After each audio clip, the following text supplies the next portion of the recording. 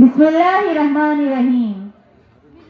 আজকে ত্রয়োদশ জাতীয় সংসদ নির্বাচনে টাঙ্গাইল সদর ৫ আসনের মনোনীত যোগ্য পরীক্ষিত আদর্শবান প্রার্থী ধানের শীষ প্রতীকের প্রার্থী সুলতান সালাউদ্দিন টুকুর পক্ষে আয়োজিত এই মত বিনিময় সভায় আমার সামনে উপস্থিত মগরা ১ নং ইউনিয়নের ৪ নং ওয়ার্ডের বড় বাসাইলার মা ও বোনেরা, আমার সামনে উপস্থিত আমার ভাই ও মুরব্বীরা, উপস্থিত বিভিন্ন স্তরের নেতৃবৃন্দ, আমার পরিবারের সদস্যবৃন্দ, সফল সঙ্গী, তাদের প্রত্যেককেই আমি আমার ব্যক্তিগত পক্ষ থেকে ও আমার স্বামী সুলতান সালাউদ্দিন টুকুর পক্ষ থেকে জানাই শুভেচ্ছা ও সালাম।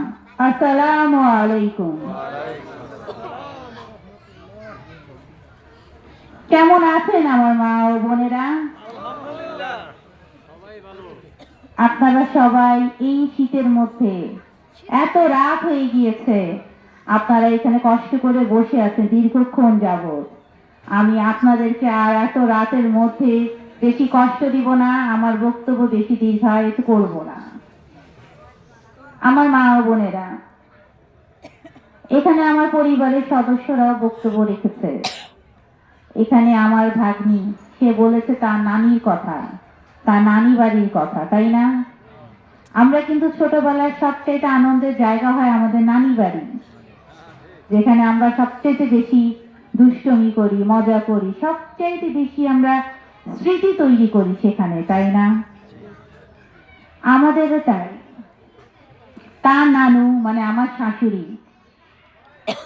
শাশুড়ি এখন তিনি দুনিয়াতে নেই। গত 2 বছর আগে তিনি মারা গিয়েছেন। আল্লাহ রাব্বুল আলামিন যেন তাকে বেহেশত নসিব করেন। অনেক মহিয়সী নারী ছিলেন তিনি। আমার বিয়ের পর আমি তাকে পেয়েছি, তিনি আমার সাথেই থাকতেন। তো এক সময় একদিন তার সাথে আলাপচারিতায় আমি আমার শাশুড়িকে জিজ্ঞেস করেছিলাম, মা, টুকু যখন আপনার পেটে ছিল তখন আপনি আল্লাহর কাছে কি চেয়েছিলেন, কেমন সন্তান চেয়েছিলেন? আমার খুব কৌতূহল ছিল তা জানার, তাই আমি জিজ্ঞেস করেছিলাম। তখন আমার শাশুড়ি উত্তর দিয়েছিল, দেখো মা, আমি চেয়েছিলাম আল্লাহ পাক যেন আমাকে এমন একটা সন্তান দেয় যে মানুষের জন্য কাজ করবে, যে সে যখন কথা বলবে, সে যখন বক্তৃতা দিবে, তখন তার সামনে দাঁড়িয়ে থাকবে হাজার হাজার জনগণ। আসলে গর্বিত মায়ের গর্বিত সন্তান, তাই না?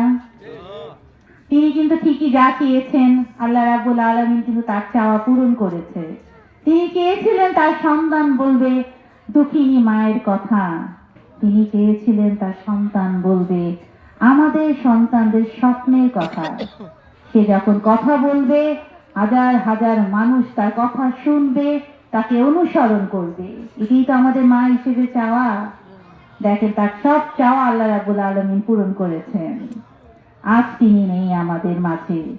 তিনি যদি থাকতেন তাহলে এই দিন দেখে যেতে পারতেন যে আজ ঠিকই তার সন্তানের জন্য তিনি নেই, কিন্তু হাজার হাজার মা তার জন্য দোয়া করছে, বোনেরা দোয়া করছে তার জন্য, তার হায়াতের জন্য, সুস্বাস্থ্যের জন্য, তার জয়ের জন্য, তাই না?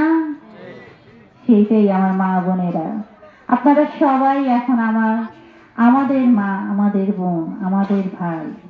আমরা তো আমাদের নিজেদের বাড়িতে এসেছি, নারীর টানে বাড়ি ফেরা, তাই না? আমার স্বামী উচ্চ শিক্ষার জন্য তিনি ঢাকায় গিয়েছিলেন, ঢাকায় পাড়ি জমিয়েছিলেন, কিন্তু তার মনটা তো পড়েছিল এই টাঙ্গাইলেই। শত ব্যস্ততার মধ্যেও তিনি সময় করে নিয়ে ঠিকই আসতেন আপনাদের সাথে দেখা করতে, আপনাদের সুখে দুঃখে আপনাদের পাশে দাঁড়াতে। তিনি কিন্তু তার চেষ্টাটা ঠিকই করেছেন।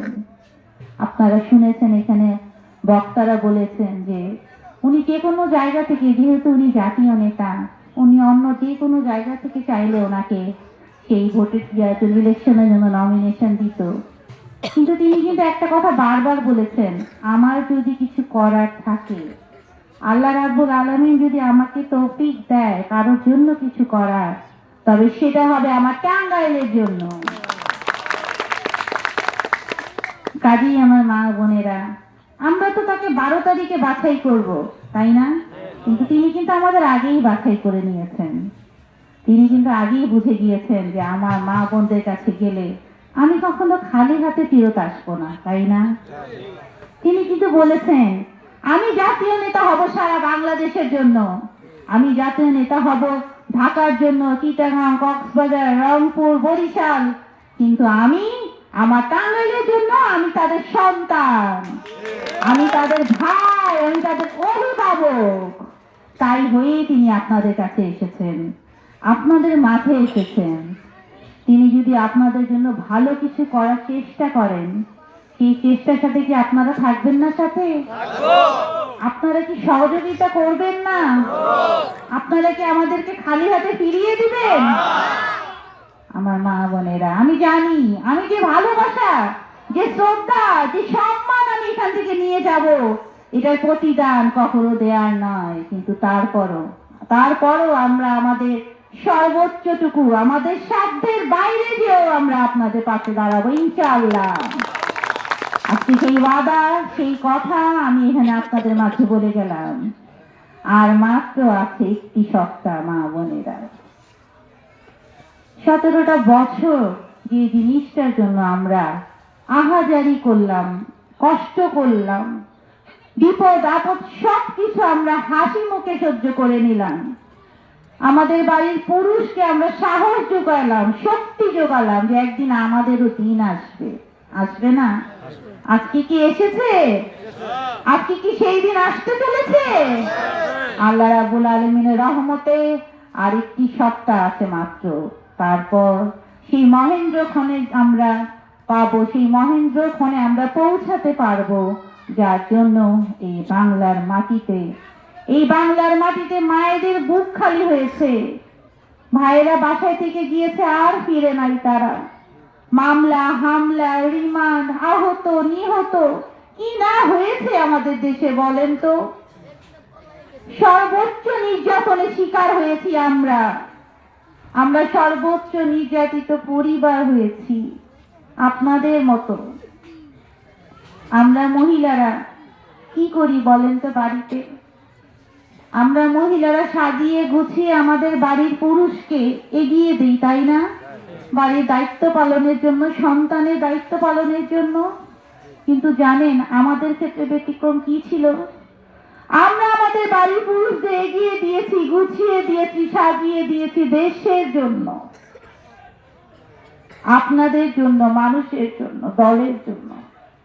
যে দলকে তারা মনে প্রাণে ভালোবেসেছে, যে দলকে তারা ত্যাগ করেনি, পরিবার ত্যাগ করে দিয়েছে, সন্তান ত্যাগ করে দিয়েছে, কিন্তু দলকে তারা ত্যাগ করেনি। সেই পুরুষটাকে আমরা বাড়ির মহিলারা আগিয়ে দিয়েছি, গুছিয়ে দিয়েছি, পাশে থেকে শক্তি দিয়েছি, সাহস দিয়েছি। আমাদের বুকের মধ্যে পাথর রেখে আমরা তা করতে পেরেছি আপনাদের দোয়ায়, আপনাদের সহযোগিতায়। আজ আমরা এখানে আপনাদের সামনে যে দাঁড়াতে পেরেছি, এটাও আপনাদের দোয়া, তাই না? এটাও আপনাদের সবার দোয়া যে আজকে আমরা এখানে আপনাদের সামনে উপস্থিত হতে পেরেছি, দাঁড়াতে পেরেছি। কাজেই আমার মা বোনেরা, আমি জানি আপনাদেরকে কিছু বলার নেই, বুঝাবার কিছু নেই, আপনারা অনেক অনেক সচেতন। কে কি বললো তা দিয়ে আমরা কর্ণপাত করি না, আমরা আমাদেরটা বুঝি, আমরা আমাদের ভালো বুঝি, আমরা আমাদের সন্তানের ভালো বুঝি, তাই না? কাজে যে আমাদের পাশে থাকবে, যে আমাদের সন্তানদের পাশে থাকবে, আমরা তার পাশে থাকবো, ঠিক কিনা? এইটাই আমাদের অঙ্গীকার, এইটাই আমাদের প্রতিজ্ঞা। আমরা আপনাদের কাছ থেকে আজকে যে ওয়াদা, যে প্রতিজ্ঞা পেয়েছি, তার বিনিময়ে আমরা আগামী 5টা বছর আপনাদের দিব, আপনাদের পাশে থাকবো, আপনাদের জন্য করার চেষ্টা করব। আর আমি হচ্ছে একটা সেতু বন্ধন, যেটা আমার স্বামী আর আপনাদের মধ্যে, তাই না? আমি এমন একটা সেতু বন্ধন যেখান থেকে কিনা আমি তো থাকবই, কিন্তু আপনাদেরও কিন্তু আপনাদের দিক থেকে 2 কদম এগিয়ে আসতে হবে। আপনারা যদি 2 কদম এগিয়ে আসেন, আমরা আমাদের সাধ্যের বাইরে যে 10 কদম এগিয়ে আসবো ইনশাআল্লাহ। এই আকাঙ্ক্ষা, এই অঙ্গীকার প্রত্যয় ব্যক্ত করে আমি আমার বক্তব্য এখানে শেষ করছি। আমার মা বোনেরা দোয়া রাখবেন আমাদের জন্য। ভোট দিবেন কিসে? ভোট দিবেন কিসে? ভোট দিবেন কিসে? আল্লাহ রাব্বুল আলামিন আমাদের সবার মনের আশা, সবার মনের প্রত্যাশা যেন পূরণ করেন, এই আশা এইটা ব্যক্ত করি আমরা এখানে শেষ করছি। সবাই ভালো থাকবেন, সুস্থ থাকবেন। ধন্যবাদ আপনাদের সবাইকে এখানে আসার জন্য, আমাদেরকে মূল্যবান সময় দেওয়ার জন্য। আসসালামু আলাইকুম।